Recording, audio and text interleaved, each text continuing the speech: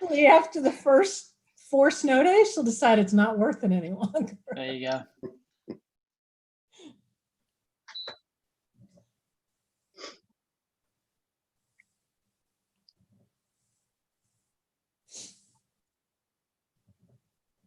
Hey, Kevin, I will get you that YouTube live link here in a second. And for everyone else, once we're on YouTube, as we are now, so people will be able to watch and hear, and just letting you know.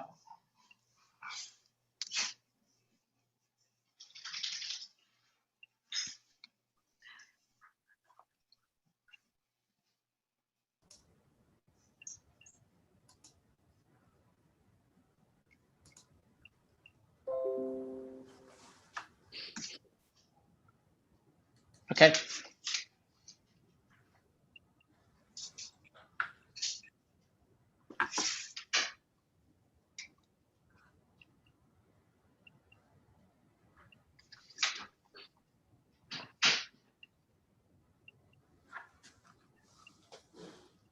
You should have it now, Kevin.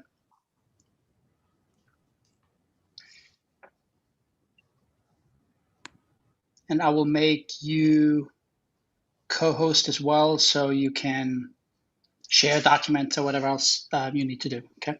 Sounds great. Thank you. Mm-hmm. There you go.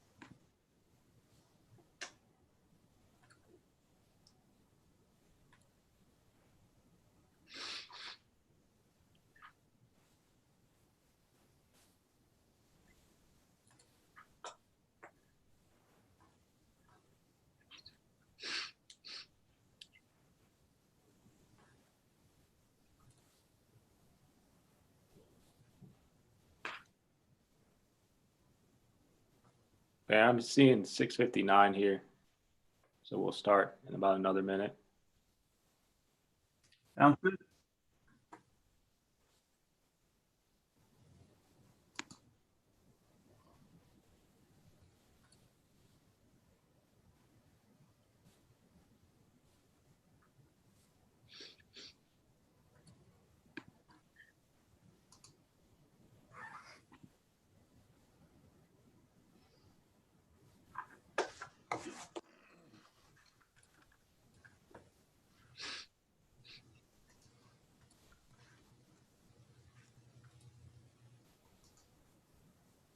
Okay, I have 7 o'clock.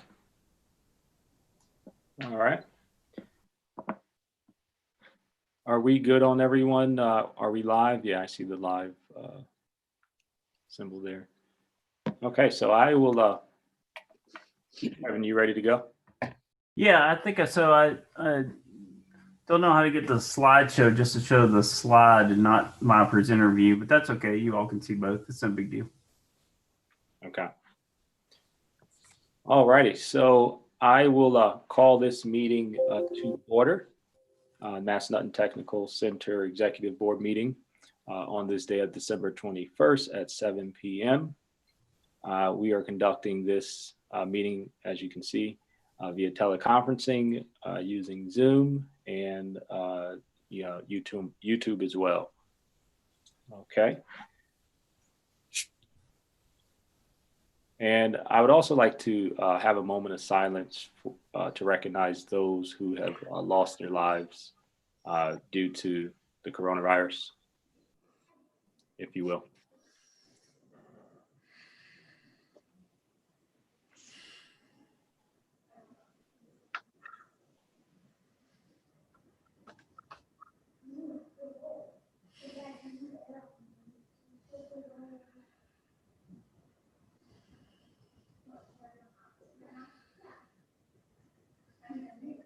right, thank you. Okay, we'll move into hearing and delegations. Yeah. I'm sorry, Kevin. Yeah, we need Jill to do a roll call. Okay, Jill, would you do the roll call, please? Okay, Dr. Scheichel, Present. Dr. Richards, Present. Mr. Breeden, Ms. Fitzgerald, Here. Mr. Falk, Mr. Hill, Present. Dr. Cohen, Here. Ms. Laughlin, Unmute. Here. Ms. Lohr, I'm here. Ms. Reed, Here. Dr. McQuilkin, Present. Ms. Siegel, Present. Dr. Swain. Here.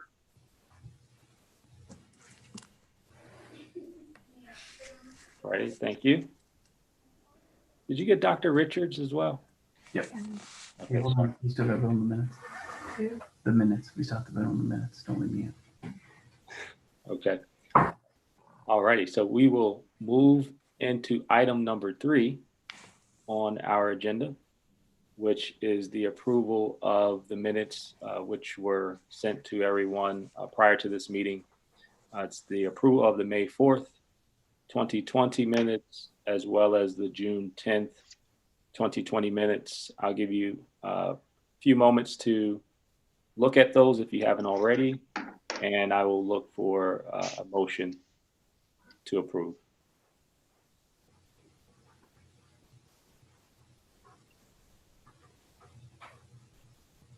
I'll move to approve. Second. Okay, so we have Nick making the motion to approve, and I'm sorry, Dr. Swain, and Dr. Cohen seconding that motion. Thank you.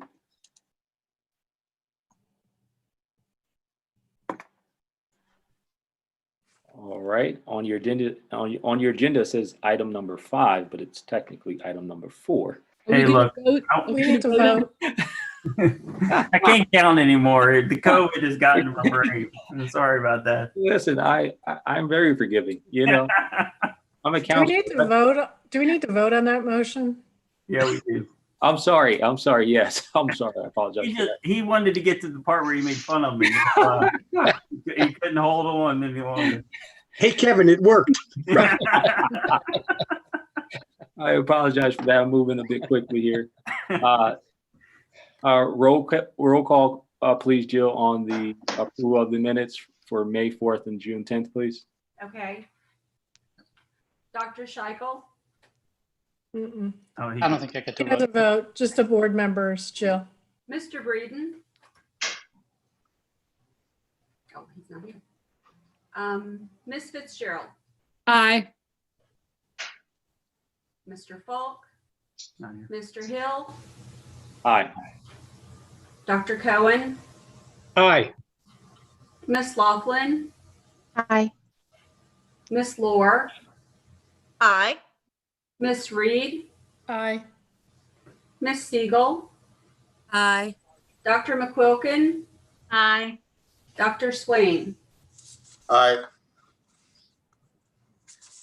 Obi, before you go on, Kevin, I just want to ask you one clarification. Do we need to make reference when we call to order that this is, Executive Order 72. Yes, we do. yeah, okay, Per Executive Order 72 by Governor Northern, enacted on December the 14th, 2020.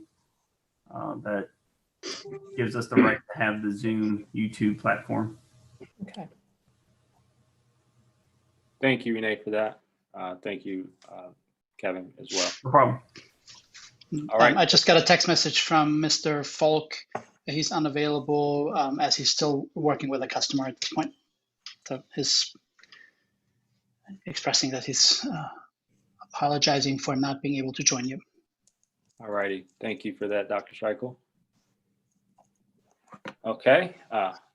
As we were, item number 4, Massanutten Technical Center presentation by Mr. Kevin Hutton, Director. Thank you. I am going to share my screen.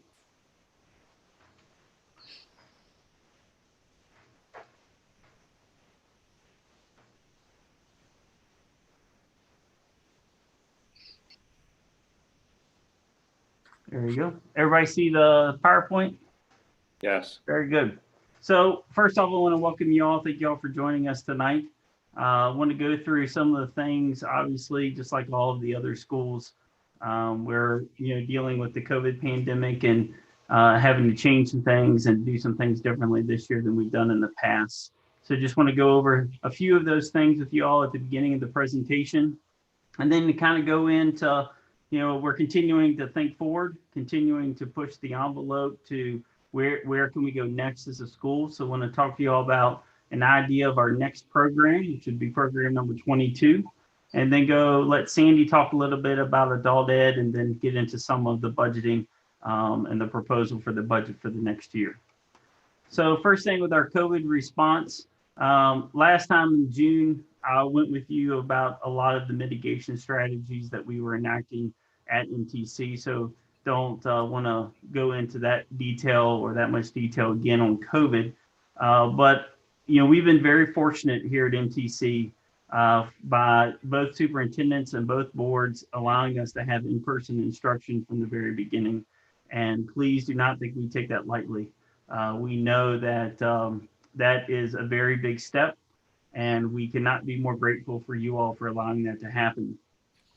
It's been very hard for us to meet our competencies, for our students to get the skills and the experience in order for them to, get to that next level and get that training they need to pass their credential and get them into the workforce. And by having to do that totally virtual, our kids would have been at a disadvantage. So I cannot thank you all enough for allowing that to happen.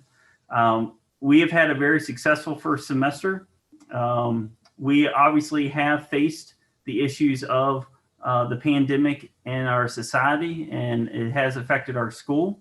To date, we have 23 positive cases between students and staff. But I'd like to remind a lot of people that with those 23 cases, we're monitoring 1,200 people.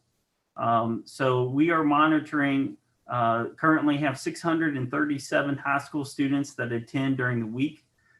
For the whole first semester, we had around 400, a little bit over 400 adult students in our adult program. And then obviously we have 65, 70 students or teachers and staff on our staff that we're monitoring also. So when you break down the 23 positive cases and divide that by the 1,200, you're only about a barely smidge over 1%. And so I think that's pretty good. I think that's very good, actually, that we have been in person from the beginning of the year, and we have maintained a positivity rate of only 1%.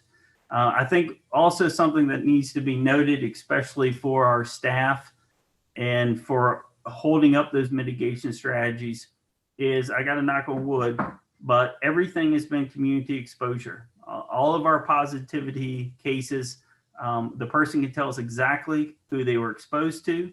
And for now, and we're not going to pretend like it's not going to happen and live in a fantasy world, but for now we can say that every one of them has been through a sibling, a parent, a family relative, family of a friend.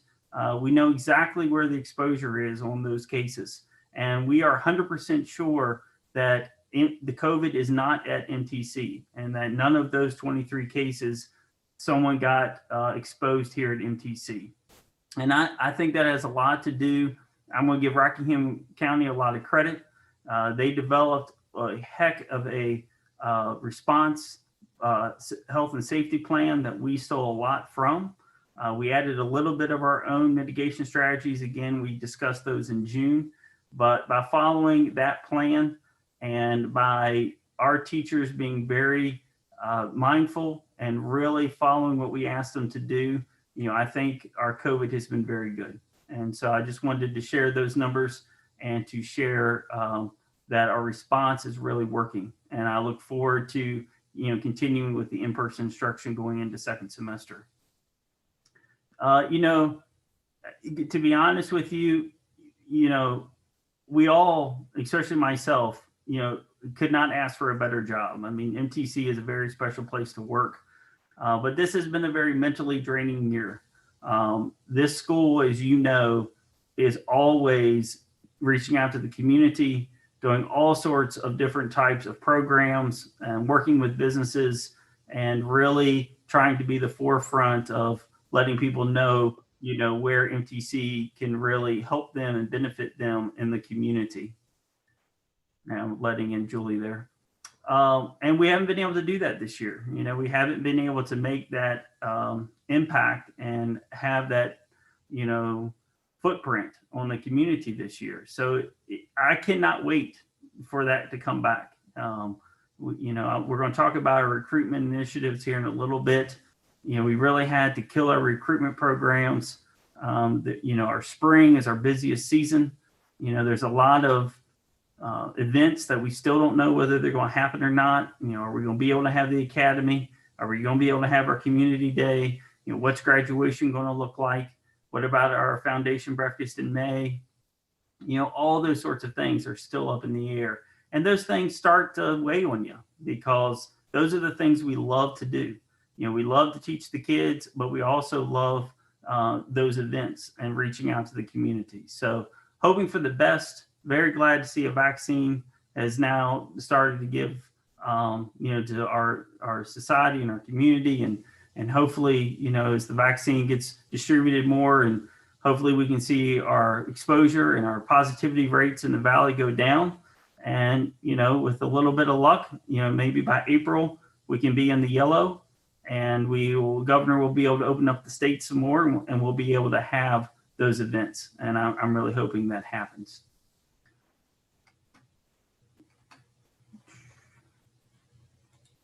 And there we go. For our recruitment initiatives, like I talked a little bit earlier, when October rolls around, every fifth grader comes in here, and we weren't able to do that. And when December rolls around, every ninth grader comes in this building. And in March, we usually do Worlds of Work for the seventh graders, but we were going to bring seventh graders back in March because that's what a lot of the schools asked for. So we really weren't able to do any of those recruitment things. And that kind of hurts because we are an enrollment-based school, and we're not a school that students are mandatory to go to. So we always have to kind of remind people of what we offer and make sure people understand of the opportunities that we provide. So we got lucky because back in 2019, we had a production company come in, and they filmed a lot of footage of our students. And we've been able to take that footage and make some really cool videos from it. And I want to show you the first video. I'm not going to show you all the videos, but I do want to show you the first video. We actually showed this video at graduation. And I think it's very powerful. And I was saving these videos in my back pocket for a while because I thought we were going to be able to make a big impact on some of our events in the spring, and it just didn't happen. But I definitely want to show you the first one and show you one of the ways that we're recruiting right now for our students. There is nothing mysterious about the foundations of a healthy and strong democracy. The basic things expected by our people are simple. They are equality of opportunity for youth and for others. Jobs for those who can work. Security for those who need it. The enjoyment of the fruits of scientific progress in a wider and constantly rising standard of living. These are the simple, the basic things that must never be lost sight of in the turmoil and unbelievable complexity of our modern world.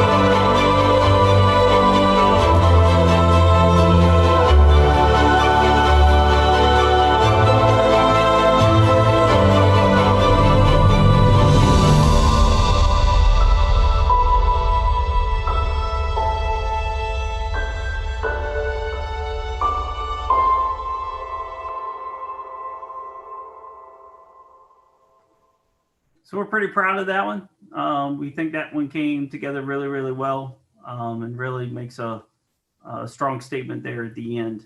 And I'm going to show you our new website here in a little bit, but that's the first thing you see on the website. And we hope that people will click on it and really get an understanding. While they were here, we also had an idea of a virtual tour video. We have a lot of schools or a lot of parents that would contact in the year, and they either miss the tour that we give ninth graders in December, or they just want to know more about the school and the programs. So we also put a virtual tour video together, and I'm just going to play you a small clip of it. The whole video is on our website. The whole thing's about 11 minutes. So we're not in the programs very long. It's only, we're going through all 21 programs in 11 and a half minutes. And we got a lot to talk about tonight. So I'm not going to show the whole thing, but I do want to show you kind of the beginning, and you'll kind of get the gist of how the rest of the video goes.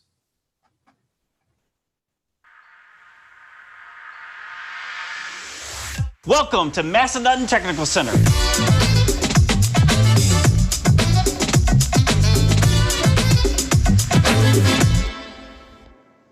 MTC is a regional center serving Rockingham County and Harrisonburg City.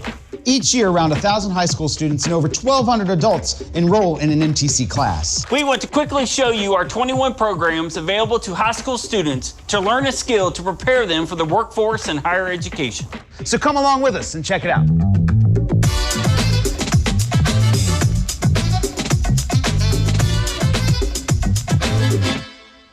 Welding. It's basically playing with fire, except you're supposed to do it. Our school offers courses in MIG, TIG, manual arc, and OXYACETYLENE welding. And second-year students can even work toward getting certified. That means you don't just get to play with fiery metal, you can get paid to do it after you graduate. But what's that you say? Fiery metal doesn't interest you? How about Fire and rescue. That's right. You can learn to be a firefighter in high school. This is the real thing. We can get you set up to be certified in Fighter Fighter 1, Fighter Fighter 2, Hazmat Awareness, CPR and First Aid, and ICS 100, 200, and 700. And all you have to do after you're done is take the test. But what if this is not what interests you? Maybe you'd rather be cooking.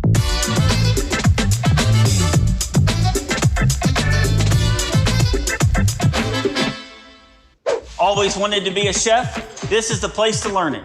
Students from this course can test out for the ServSafe certification and even get on-the-job training in the right restaurant. Plus, you get to use knives. Sharp knives. But what if you're more interested in where food comes from? In that case, agriculture production might be your jam.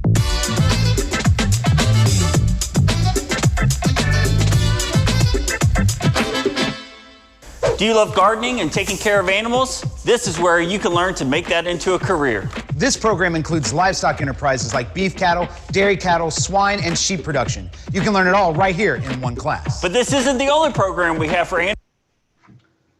That kind of gives you a rundown.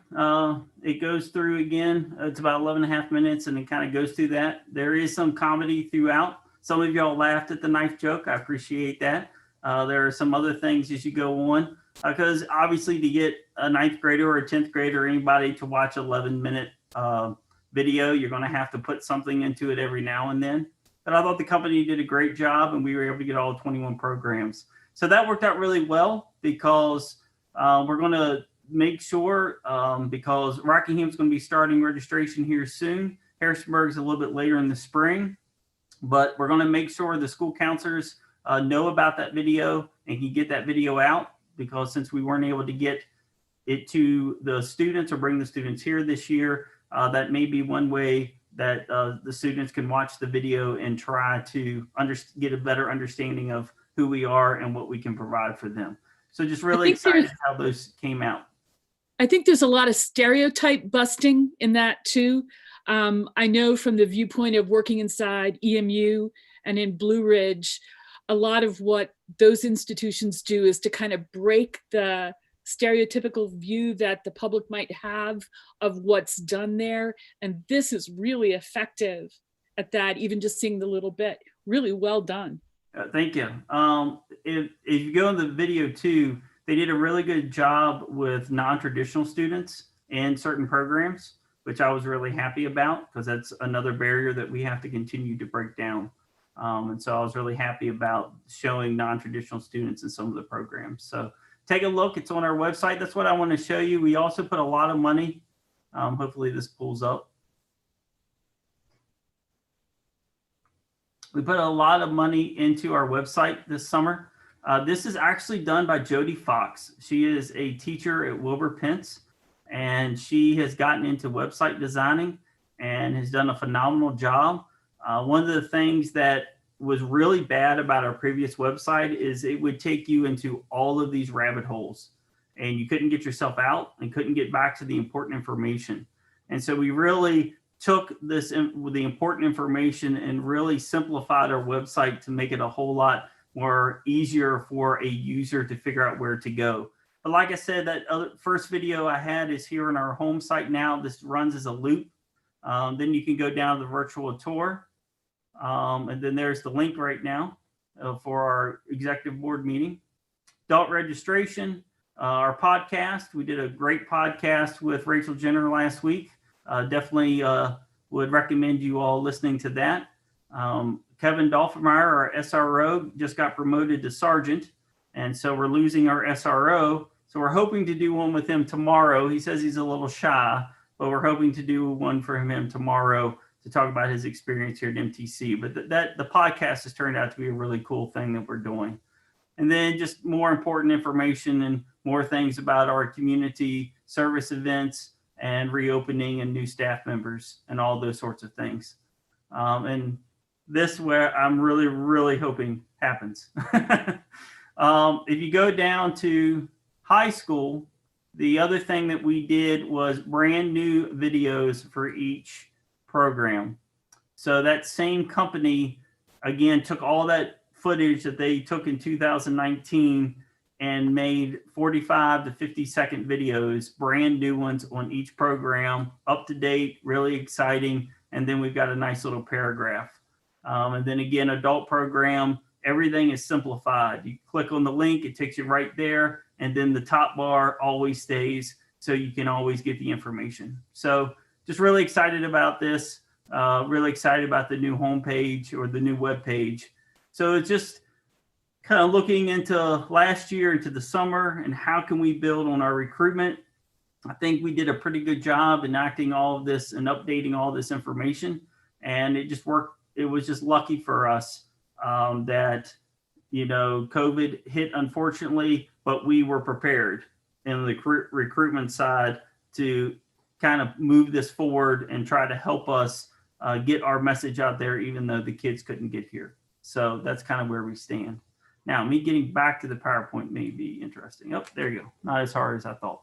Any questions on the first two, COVID response or recruitment initiatives? Great. All right, let's talk about a new program. So we're interested in bringing aviation maintenance technology to MTC. I have been in discussions with Dynamic Aviation this fall.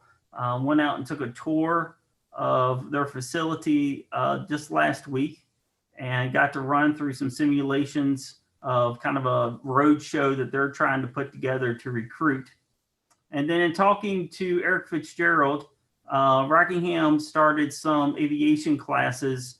I'm not sure how many years ago. I think they're kind of new, maybe the last 1 or 2 years. And the enrollment in those classes are very, very strong. And those classes are more about, you know, the flying aspect of the aviation. And I think this would be a really good support system to kind of go with those aviation classes and to do more of a maintenance course here at MTC. So I shared this with you in the additional email I sent last week to pass along the competencies. This is the 2-year program. And this is where we are looking for to create a sequential classes and have students come in, you know, sophomore, junior year, finish up their junior, senior year, take a certification in the aviation maintenance technology. We will have the space. As you all know, enrollment has ebbs and flows. and enrollment is really strongly based off of popular TV shows. And you may laugh, but that's the way it works. So 10 years ago, if you remember television, it was West Coast Customs, Pimp My Ride, and those sorts of shows. So our collision repair numbers skyrocketed. And in 2018, you all built a second lab for collision repair. Well, those shows aren't as popular anymore. Now it's all about HGTV. So now our construction trade programs are getting lifted. And we only have one full-time teacher in that program now and an assistant. So we have some extra space down there when we had the 2 labs.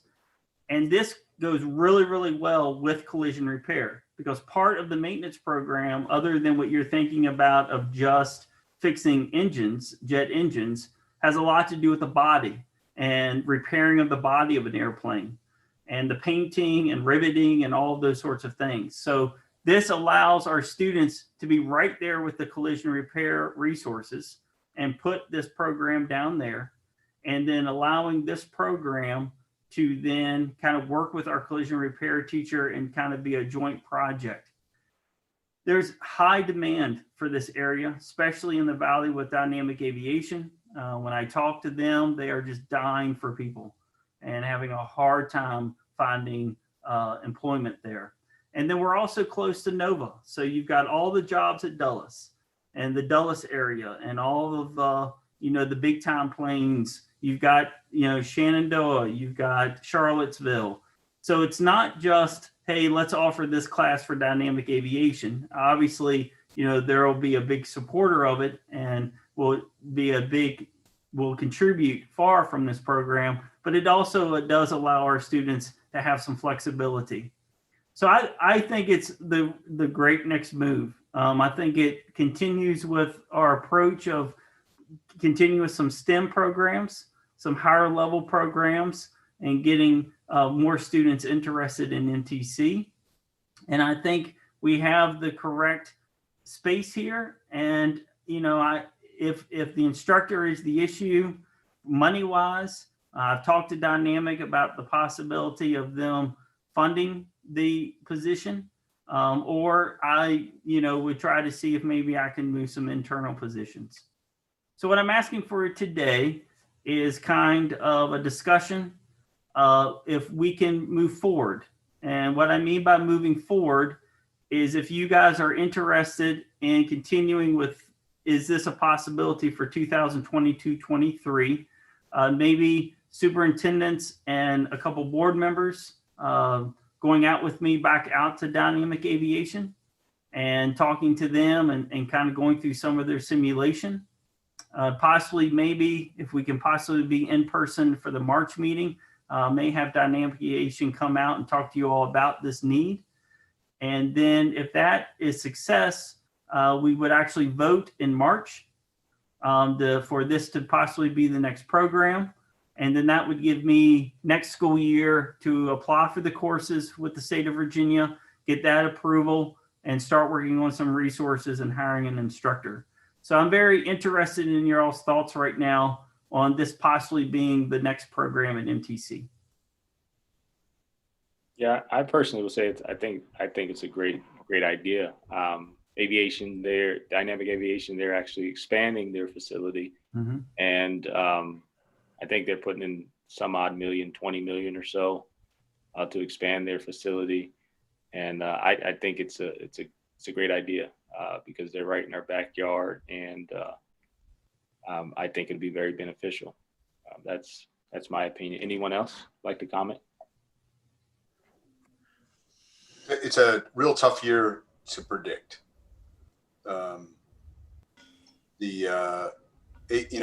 Looking at where we are right now versus where we were a year ago, I think the last thing I saw is like aviation traffic is down about 90% year over year. So it's really hard to guesstimate where we're going to be. I think that probably has not affected dynamic, but probably Dulles and most, I think the Shenandoah Airport is probably operating at about 10 or 15% of where it was a year ago. So it's really hard to tell. I mean, it's one of those things it seems like gut instinct seems to make logical sense that doing this, we might be a bit in front of the ramp up that would come. But that assumes there is a ramp up. So if things don't ramp up in the aviation industry, then companies like Dynamic would very much appreciate the students that are graduating. But I don't know how many. Have you looked at how many jobs are open in the Dulles, Shenandoah Airport area in that field? I had not yet, because I wanted to get your all's thoughts, on initial discusussion. I think it's a great idea. I just don't know how long it's going to take before the airline industry starts to recover. Hopefully, the vaccine will start kicking in and things will come back. But I've just heard, people are expecting like 5 years before it's back to where it was,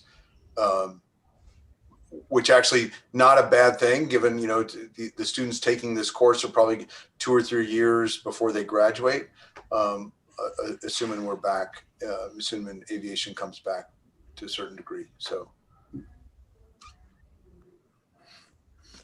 Kevin, how does this dovetail with what Blue Ridge is doing? I mean, is there any collaborative piece there with their aviation technology programs, or an opportunity for students in this program to earn some credits there for a dual enrollment, or has there been any discussions about that? Yeah, this is very new.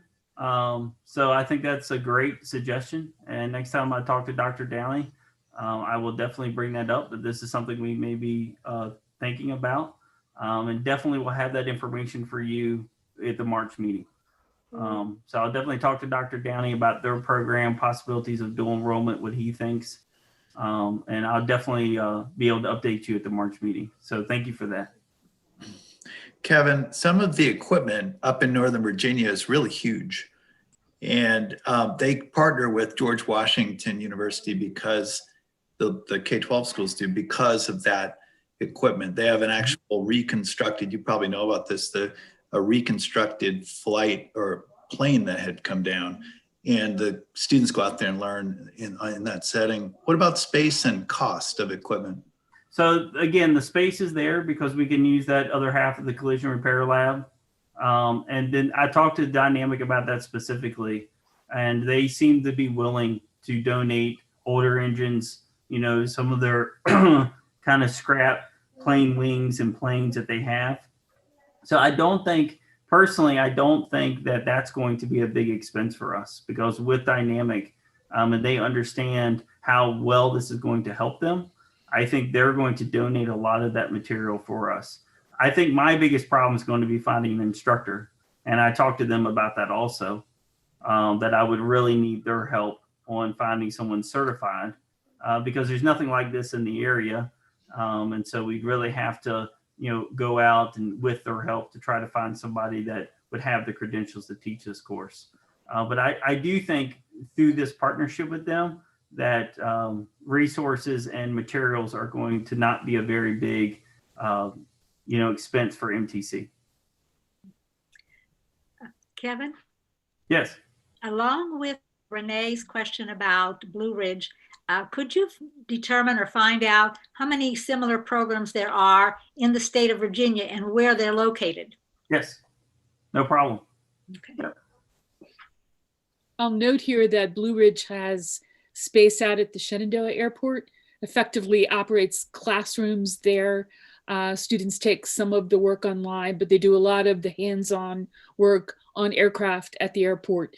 And you can spin out all kinds of possibilities about a partnership here where the MTC course feeds into the Blue Ridge certification course, with all kinds of credentialing that goes along with that, because Blue Ridge has done some major lifting with the FAA to get the ability to teach our programs to the degree that we need to. So I would love to think a lot of partnership, really valuable ones for students, for our institution, for both sister institutions almost in this program.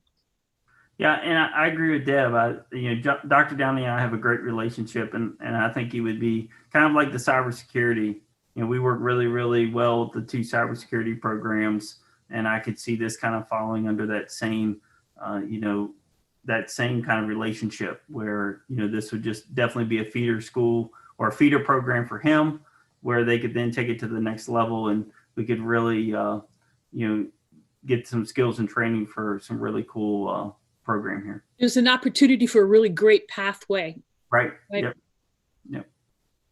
Piggybacking on what Nick's comments were about the likelihood and timing of the aviation industry coming back, I think it would be useful, Kevin, to check with the U.S. Department of Labor and their occupational projections people, because they do this on a routine, regular basis, project into the future demand for and vacancies in a variety of kind of occupations.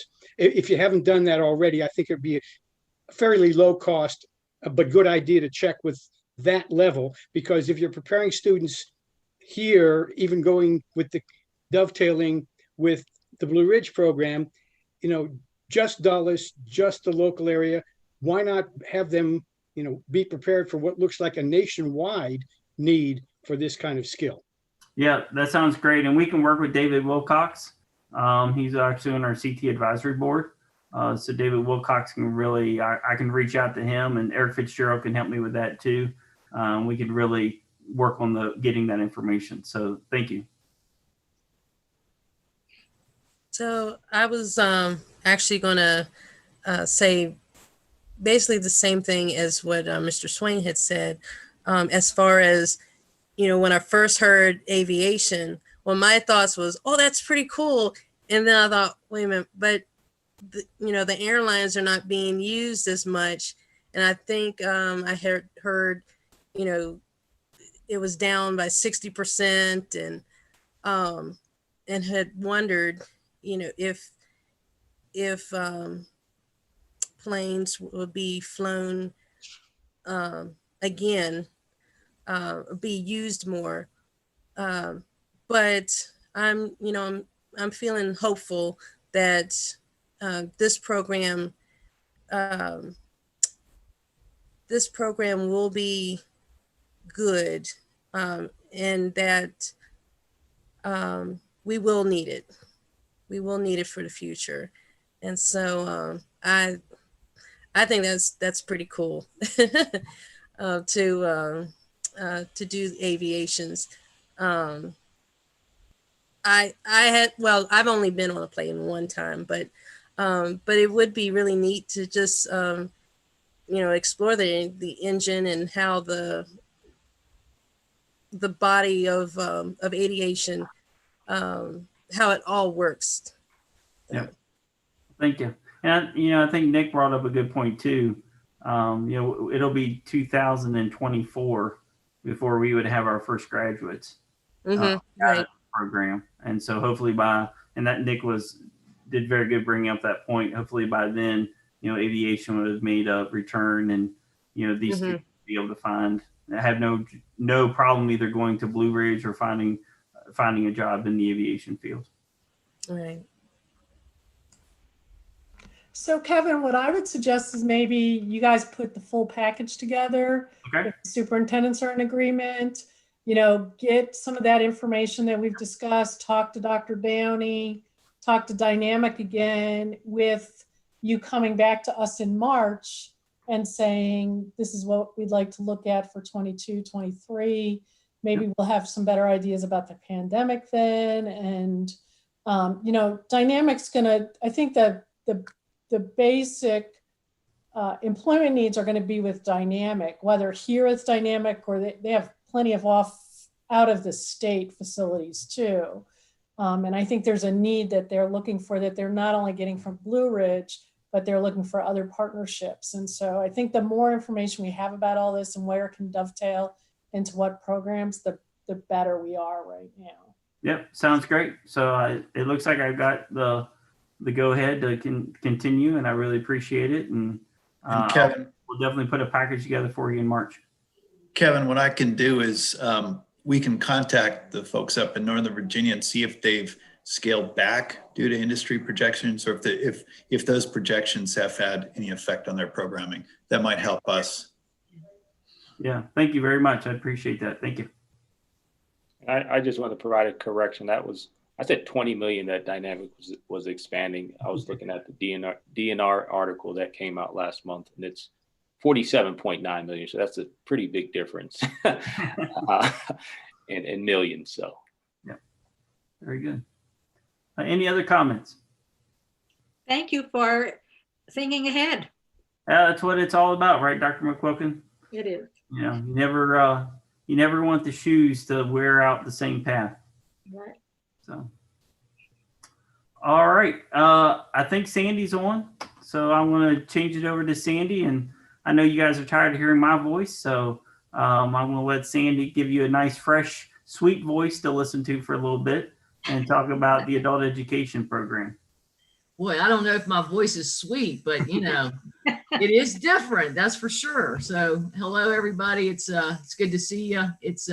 It's weird. I was thinking today before the meeting, I was like, you know, when is the last time that I've seen everybody like in person? And it's certainly been a long time. So I look forward to that happening again, hopefully sooner than later. So just going to give you a very brief update.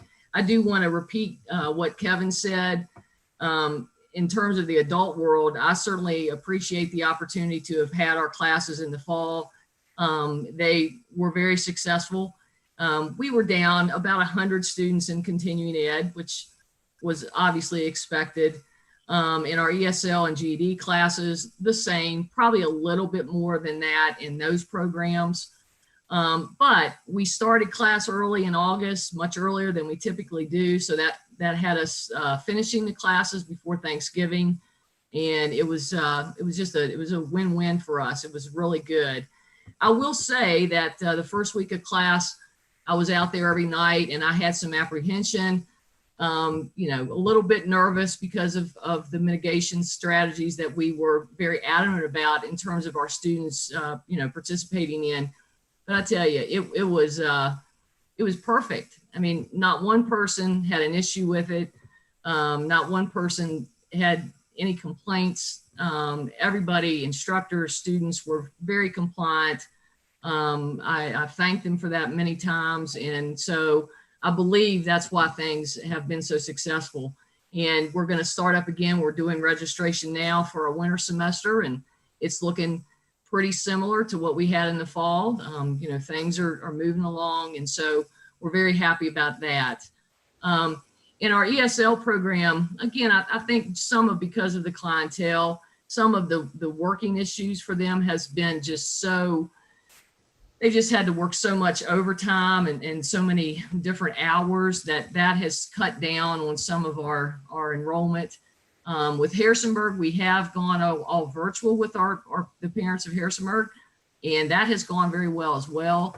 You know, sometimes that's hard. The kids are there and they're not, you know, it's hard for them to focus and to get involved in the class, but I've been involved in the Zoom meetings with those classes too, and it's been very good. So I'm very happy about that.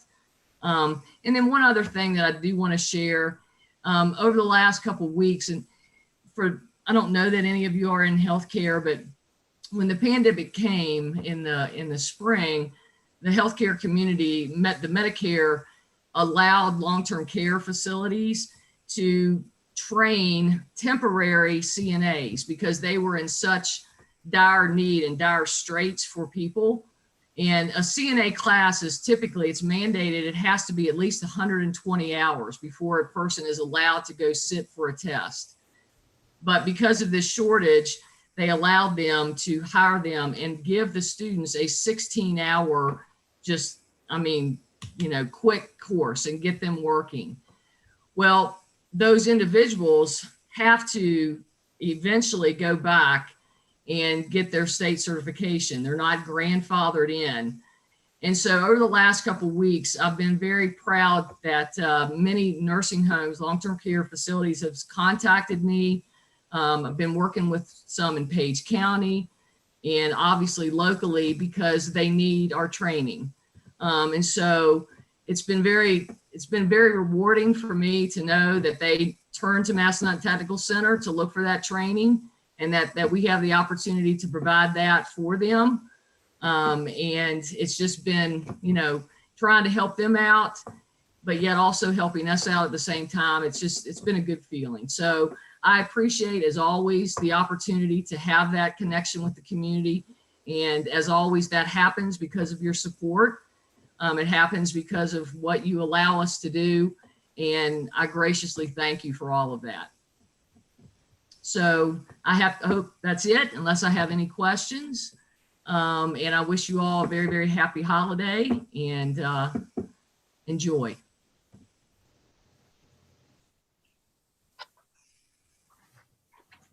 Very good. Any questions for Sandy?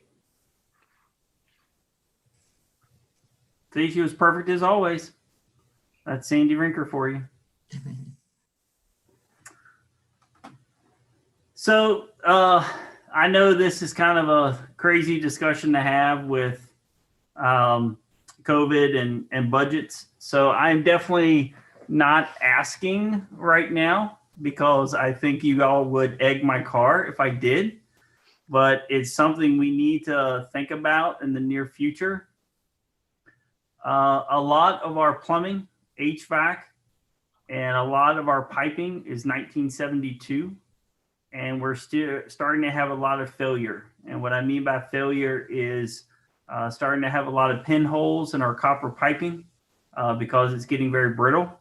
And then when we bring in companies to fix it, they're having a hard time finding a good piece of the pipe in order to make the coupler to put in the new fresh pipe, because the pipe just keeps breaking on them and they can't get a strong enough pipe. Our boiler is from 1972, and we've had to re-weld it already. Last year, had continuous flame failure this year that they think they finally got fixed. Our transformers for our electrical is running hot because the load that we're asking from them was set in when the school was built. And you can imagine the additions, you can imagine computers, all the upgrade of, the labs and all the new equipment and everything that obviously is kind of feeding off of these old transformers.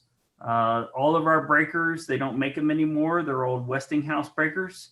And so when the electricians come in and the breakers fail, they're having a hard time obviously finding replacements because of all the breakers are obsolete. So this campus is in really dire need of a mechanical upgrade. All new HVAC, all new plumbing, all new electrical.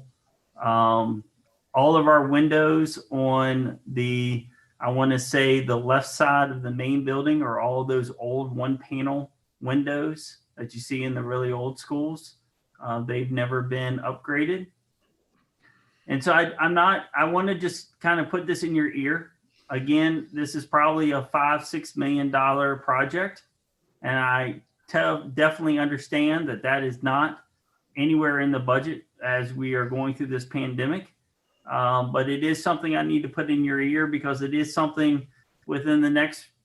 easily within the next 3 to 5 years that I'm going to need to figure out what we're going to do and really be asking for an upgrade like this. Obviously, once we get there, I'll work with Steve Reed because obviously a lot of this work has been done in some of the other schools.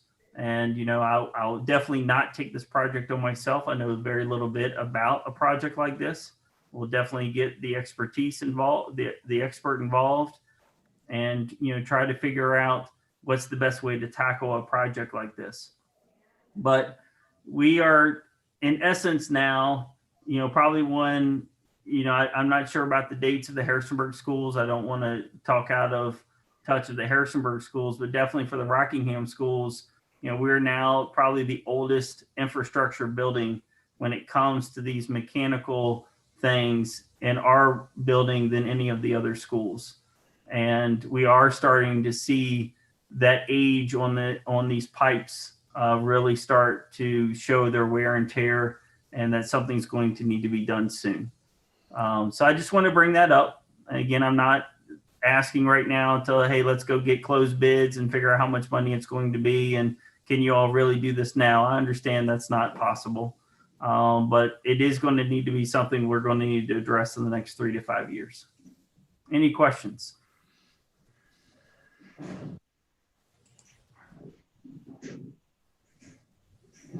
Okay.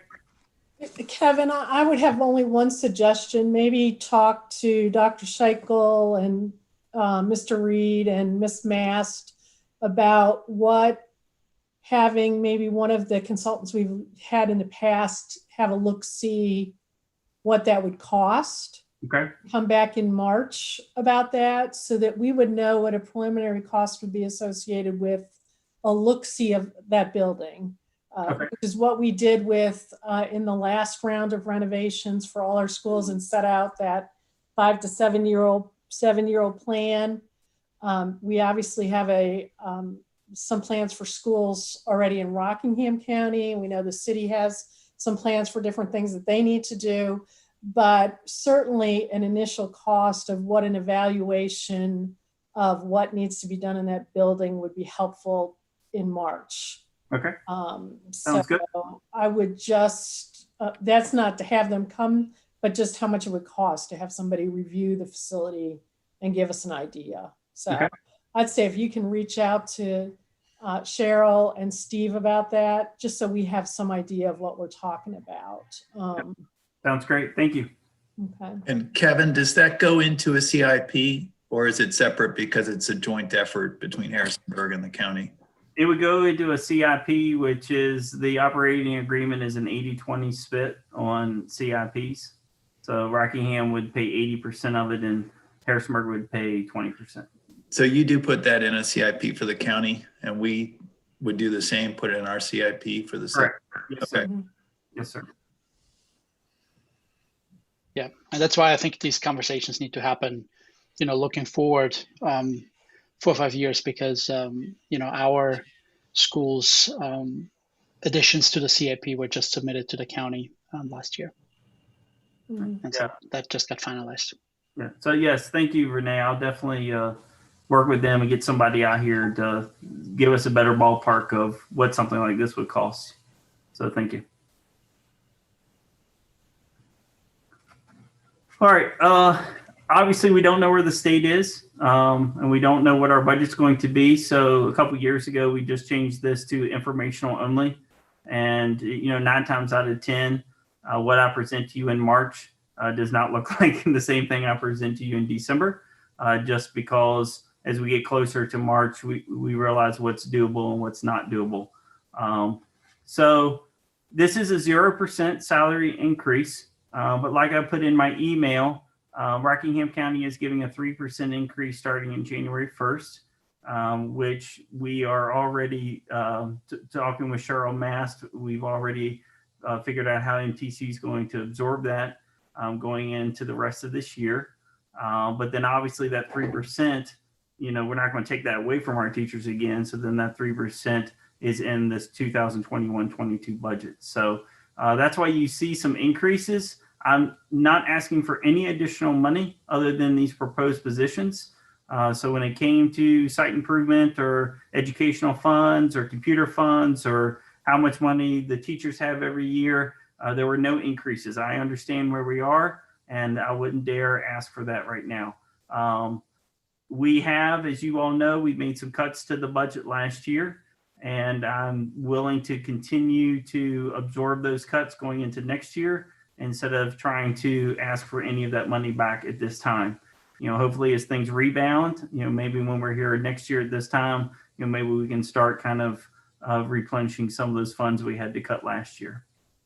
So with the increase of the 3% and the increase of some of these proposed positions, and I'll remind you, these proposed positions were the exact positions that I asked for last year, but obviously didn't make it to the final round when we presented or finally approved the budget in June.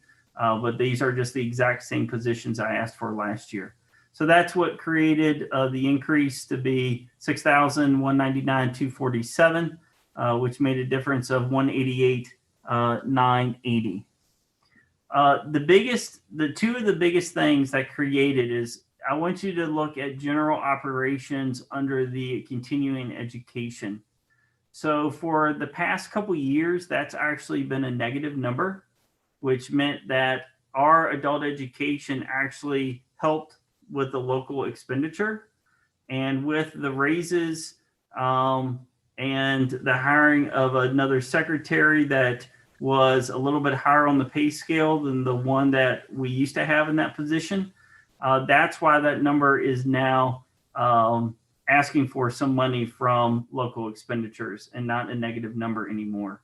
So I know that was kind of alarming if you looked at past figures, and I wanted to address that because I didn't want you to think that I had asked for more money from the adult education side. To be realistic, and Sandy was very open with you all, we are not going to make that money this year in adult ed because our enrollment is down. So I have scaled back expenses already and not done some things we wanted to do to absorb that loss of revenue that we know that we're going to have this year on the adult side. So we've already trying to, in my mind, and looking at budget numbers month after month, trying to figure out where do we need to hold back money that we probably would have spent in the previous years, because the adult education is probably not going to make the amount of money that we're projecting. And to be honest with you, they probably won't make that amount of money next year either. And so that's something that I'm already mentally handling, but it's not fair for you all, for me to try at this time to ask for you all to replenish the money we're losing in adult ed. That's an internal problem, and I'm willing to take that on as an internal problem and work out our budget based off of our enrollment numbers. As you all know, the 1.1 is always an up in the air number every year because we never know what our enrollment numbers are going to be like. Sometimes our enrollment numbers are very high in adult ed, and that allows us to spend more money or spend faster. And now, like ebbs and flows, just like in enrollment numbers, because of everything going on, we're not going to hit that number this year, and we'll have to absorb that in other ways. So that's one of the things I wanted to address. These are the two positions, again, that we asked for last year. And I know it gets a little complicated, and so I wanted to break it down for you. We currently have a teaching assistant in our health careers program. And the reason we have to have that position is because the Board of Nursing states that you have to have a 1-to-10 ratio in clinics. And our health careers program is by far probably our biggest enrollment program. We have a lot of students in the program, which is outstanding. But because of that, obviously, we have to have additional staff in order to meet the 1-to-10 ratio. We also have an adult CNA instructor that we have a hard time filling, and we have a hard time getting in that person's hours because they're currently part-time. Sandy just had a nice discussion with HR because we may have to work her more than what her part-time hours are in order to get our students the clinical hours that they need. So we were working with Michelle and how many hours are we allowed? What's the average until it becomes overtime, and trying to work out those steps with Michelle. And we've been doing that over the last couple of weeks. So even though it's a part-time position, that job is becoming more than a part-time position. And so what we want to do to try to save some money is make that position into a full-time position and take the teacher assistant that's currently in health careers, remove that position, take that money, bring it towards a full-time adult CNA instructor. And then also there's a grant that we can also use that Sandy has available to that could also contribute. So if we're looking at adult instructor, which is the 55,945, the previous instructor right now in our part-time setting is making 22,800. Our assistant is at 19,939.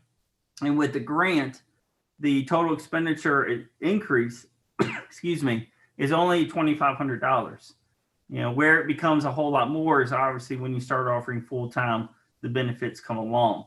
Now, the health insurance may not be that high. You know, obviously, if you hire somebody that does not want a family plan, you know, that they're not going to pay that. Well, we're not going to pay that much in health insurance. But I wanted to be a little bit on the high side and not lowball the figure. So that's why a $83,000 position, we're only asking for, I think it's 28,000 more dollars because of our shifting of jobs and trying to get that position. And then obviously culinary arts, we still have our bistro, we still have the restaurant. She has 3 total rooms, and it's just very hard supervisory for us to be preparing our restaurant, being in the kitchen, and for her to be in 3 places at one time with the classroom. So the culinary arts assistant, just like it was last year, is for supervisory purposes and to help her be able to supervise the students in 3 different locations. Here's the budget category allocations and why the increases. And so I wanted to put along the side why the increases show up at the different places. And as you can see, again, I'm not asking for any more money other than the new positions and the 3% raise in January. I do want to address the loss of custodian. So we changed up our custodial staff this year. And so what we did is my head custodian resigned the 1st of July. And one of the things MTC has always needed is a person to handle the maintenance. And I've been very fortunate in working that Rockingham County also needed a part-time, half-time maintenance person. And so with partnership between me and Steve Reed, we hired 1 full-time maintenance worker. I pay half the salary and Rockingham County pays the other half.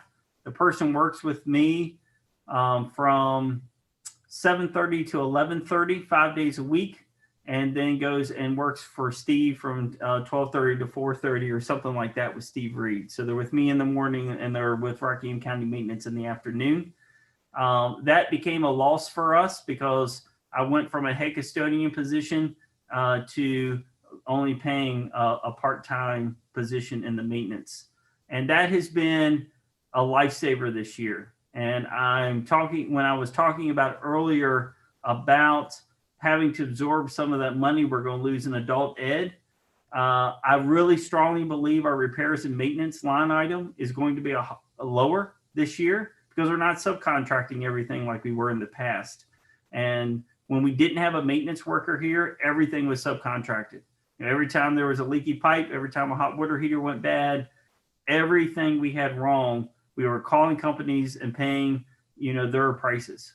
And we're not doing that as much this year. And a lot of that has to do is because we have somebody on staff that is taking care of it. I would also say the building is probably in better shape than it's ever been because that person has shown a lot of initiative, which I really appreciate, and has fixed things that typically always get put on the back burner. Always are like, well, that's great, but we aren't going to have time. And we now have somebody on staff to get that done. And so just really proud of the building and where we are. So that kind of breaks down where the 188,980 comes from.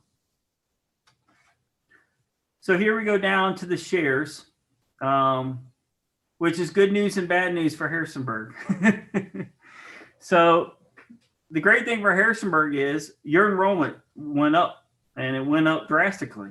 So last year we were at 142 students in Harrisonburg, and this year we're at 189. And because of that increase, we had a 4% shift in our enrollment numbers when we compared our enrollment numbers from previous years to this year.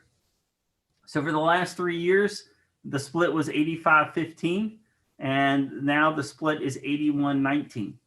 And we're really excited about that. That's something that you all have really asked for MTC to really reach out and try to build up the Harrisonburg numbers. And it's been one of our biggest priorities. And we've been working really well with the school counselors at Harrisonburg High School. And I've got to thank Dr. Richards for a lot of that because he really has been very flexible in giving those students the opportunity to come here. And so that's really showing for the first time the benefits of all of our labor and all of our adjustments that we've made for Harrisonburg. We've been talking it up, Kevin. I know I am. I know I'm trying to. So we've been talking it up. Yeah. Oh, thank you very much. We're very happy that we have more students there now. Very good. Very good. And so, so that shift is what created kind of, the Harrisonburg share to be greater than it's been in the past. The other thing that is created the difference is what I talked about earlier with general operations. So it used to be a negative number. And as you can see by the layout of previous years, Harrisonburg got a bigger share of the negative number, if I'm making any sense. And so now it's a positive number, and the Harrisonburg percentage for the adult side has almost gotten 50-50 with Rockingham. And a lot of that has to do with what Sandy said is our loss of ESL students, because the majority of our ESL students, come from Harrisonburg City. And so when we lost the majority of those ESL students, that kind of shifted that percentage. And Harrisonburg in the past, like I said, when you were at 55%, that 55% was a larger share of a negative number because the adult ed was going into the local expenditure. And so because now that's a positive number, percentage is less, you're not getting the benefit of the larger number. And that's what's caused the difference and the increase of the 225, 462 for Harrisonburg, and actually has caused a decrease budget for Rockingham County. So I am more than open to take any questions. Kevin, with your 3% raise starting January 1st, is that effectively 6% for the rest of the year? In other words, are you giving them a raise for the first half of the year as well? No. So we, it's only the 3% that Rockingham gave. And then when we jumped them up to the next teaching level, we did not then go to what that level currently is. We kept them where their budget is at the end of this year. We kept that same salary for next year. So we moved them up a step level, but we did not give them the step level increase because Dr. Richards, you'd be right, that would then be a 6% increase. So it's just the 3% in January, then the same salary for next year. And that matches essentially what we're doing for our teachers in the sense that our 1.5% raise is retroactive. So it's going to be effectively a 3% raise till the end of the year. And then with the new calc tools that are out for the state budget, we think that we're potentially going to give a 2% raise. So, so I think we're on the right track. We're matched pretty well in this. I know that my CFO had some questions, was asking you some questions. I didn't get a chance to debrief with him, but I know these were the nature of his questions. Yeah, these are, I actually have the email that I sent him and just kind of gave you the exact same responses I gave him. Okay, thank you. You're welcome. Kevin, can I go back to the question, the increased in the CNA, the health education program? You talked about a mandatory ratio between students and faculty. Mm-hmm. And it looks to me as though while you're adding a full-time instead of the part-time, you're taking two people away and replacing two people with one person. What does that do to your ratio of students to faculty? All right, so the adult CNA person only works in the morning, and clinical rotations for health careers are in the afternoon. So what we're pretty much in essence doing is allowing the adult person to have extra hours if they need to come in the morning or work Saturday hours for rotations. And then after they work adult ed in the morning, they would then go to the health careers in the afternoon to fill that need for the 1 to 10 clinical spot. Okay. So that's how that's working. Thank you. I didn't get that from your first presentation. No, perfectly fine. And Sandy brought it up. That's been a heck of a struggle for us this year. A lot of these facilities are not allowing us in, which is perfectly understandable. Most of our health career teachers are working on Saturdays because we only have really right now, maybe Bridgewater I know is allowing a lot of our students, and almost all of our kids are there then, because Sunnyside and them are not allowing them. So our teachers are having to work Saturdays and extra days in order to get those clinical rotations in. Thank you. That clarifies it for me. Yeah, no problem.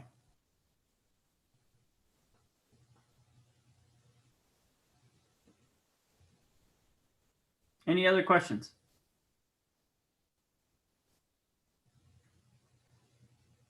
All right.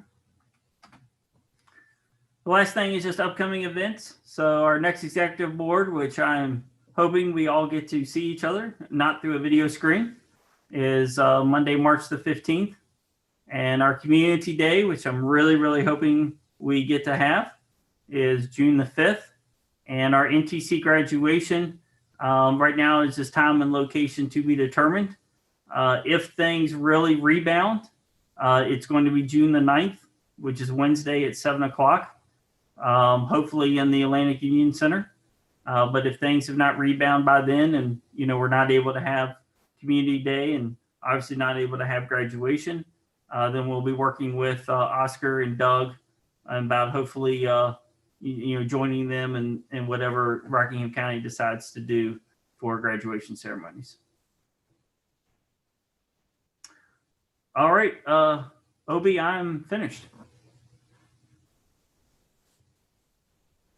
Thank you, Mr. Hutz, for that presentation, and really appreciative of all that you had to offer just a moment ago. We will move to it's technically our 5th item on the agenda. You'll see 6. And it's board member comments. Anyone have any comments that they would like to share with the board?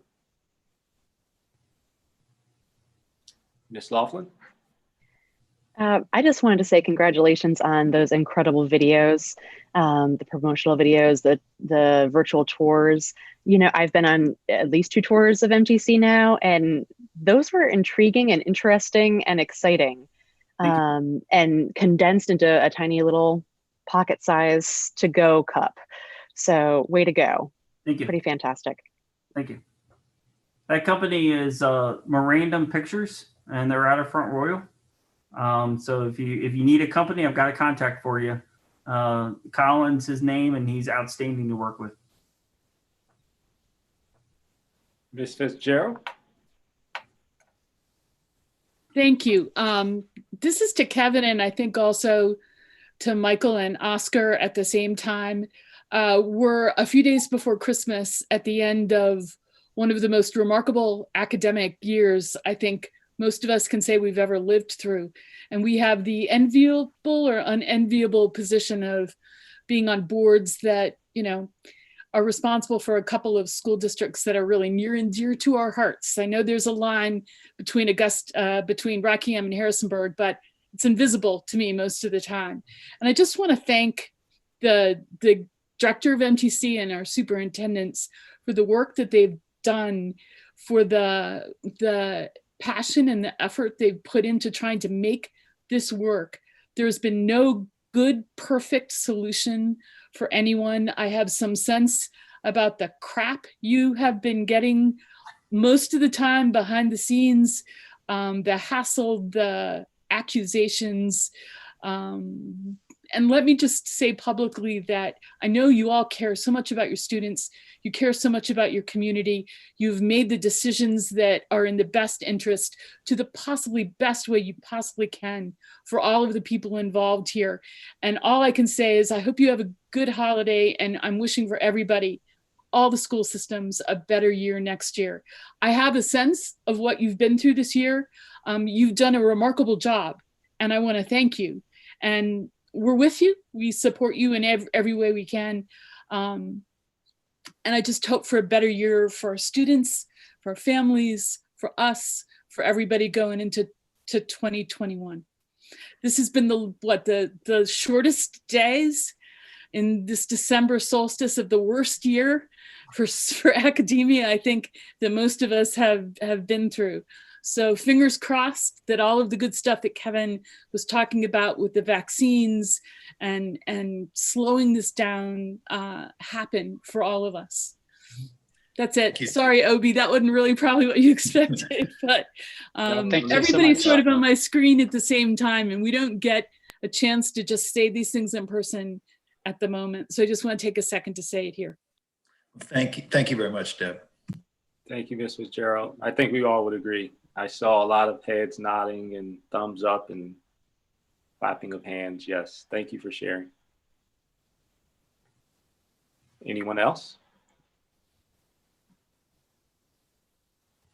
Obi, I think if I wanted to kind of add to what Deb said, I think that, MTC has been one of the crown jewels of collaboration between Harrisonburg City Schools and Rockingham County Schools. It's been Mr. Breed and Mr. Falk were here. They waxed poetic about, the last 20 years and where MTC was really on a downslide and where we are today. And each year we're talking about a new program and a different direction to go and more collaboration in the community. And I think that's a real beacon of hope for people here to see how we collaborate on this project. I've never been to a meeting in the 7 years I've been on this board where we've had dissension amongst ourselves or problems or anything. And I think that's part of the reason that MTC continues to move forward the way that they do. And I look forward. I mean, I know that their times are tough. I mean, Sandy said it, Jen, the adult education. I think we may eventually have to make some hard decisions about trade programs as we look to the future. And I think as a result of that, Kevin, you may want to start thinking strategically about MTC. What is it? And we've talked, Oscar and I've talked about this, and our board has, and I'm sure Harrisonburg has. Education is going to change a little. There's no doubt. For those of us that work in higher ed and are on school boards, we know that change is coming. We don't know what it's going to look like, but I think we all are going to need to start looking strategically. And I think MTC is about that. What is it going to look like in a year? What's going to look in 5 years? What programs, what industries here in this community? And go back to maybe some of those projects we've had to put aside, which was, numbers, how many of our students are getting credentials, or they working in the field that they started out in at MTC, and just all of those kinds of things. But I don't think that we could ask for better programs. I think if you look across the state of Virginia, and we know this, people have told us this, that this program is just exceptional. I mean, we only have to go across to another county surrounding us to know how exceptional this program is that we have. So many thanks to you, Kevin and Sandy and Julie and Chris, for your hard work, for your teachers' hard work. I mean, they have been in those schools every day since the start of the school year, you're right, and supporting those students, and some of which come with all kinds of different things and issues and help that they need additional support. So thanks for all you do. And I wish all of you happy holidays. So we're all going to take a deep breath. I think this is the last meeting I have for 2 weeks. I'm excited. The last Zoom meeting for 2 weeks, and I'm not opening my Zoom account. So that would be nice. But thanks for all you do. And I want to agree with Renee. We have started as an administrative team looking at certain programs and where is that program in 2 or 3 years. And I think there are some programs that will not be here. I say 22 just because that would be if we add another one, but it may not be 22. It may be this program may not be needed anymore. This is what we replace it with. Because that's just where we are. And Renee's right. Some of those older programs that was the foundation of MTC probably aren't going to be here in the next 5 years, because we've got to continue changing with the times, just like, our proposal with the aviation program. And that money for that instructor, there's a strong possibility it may come from another program that we may not offer anymore based off of enrollment numbers and based off of need in the community. So Renee, we definitely are with you on that. and are definitely ready to make those hard decisions if we have to. And I also want to say, when I go to conferences, everybody knows when I wear this shirt and this logo, what this school is to the state. And that's all because of everybody on the Zoom and the couple people that weren't able to make it. Renee's right. It's the secret is out, and there's a lot of jealousy from other states about MTC and what MTC is able to do and what MTC is able to conquer. That a lot of CT directors, I'm part of a regional CT director Zoom meeting once a month where the 9 of us get together. And sometimes I have to watch what I say because I'm afraid they may egg my car because of what they're not able to do and what we're able to do. And the one thing I didn't want to mention, but I do want to mention is for the COVID response, we filed a grant to get some of our money back. And we were one of 3 schools that got $25,000 in a grant funding. And that money will be coming to us. And so they only had $300,000 in the pot, and 3 schools got the highest amount, which was $25,000, and we were one of them. So we are trying to, again, find some money through some grants to fill that need of some of our revenue. But it's all from you all. You all don't, I can't describe enough how great this group is and how this is not anywhere close to what other technical schools are experiencing. And just very proud to be the director. And I know my admin team just loves it here. And hopefully we're able to stay for a very, very long time. I will be kicking and screaming if you make me leave. I'll be honest with you, straight up front, I will kick and scream and be like a little boy that throwing a 3-year-old temper tantrum. So just want to be upfront with you about that. Well, Mr. Hutton, I don't think you have to worry about that. We are thoroughly satisfied with what you're doing, and Chris and the team. And thank you so much. Thank you very, very much. Thank you. We are at item number 6. Other comments before we adjourn? All right. I just want to say, Ms. Eagle? That just want to wish everyone a great holidays, and also we know that this has been a difficult year, but I want to say, let us be thankful for the blessings and for the silver linings that we have had, not only as individuals, but also in our school years. People have come together, definitely have made lemonades out of some sour lemons, and we should be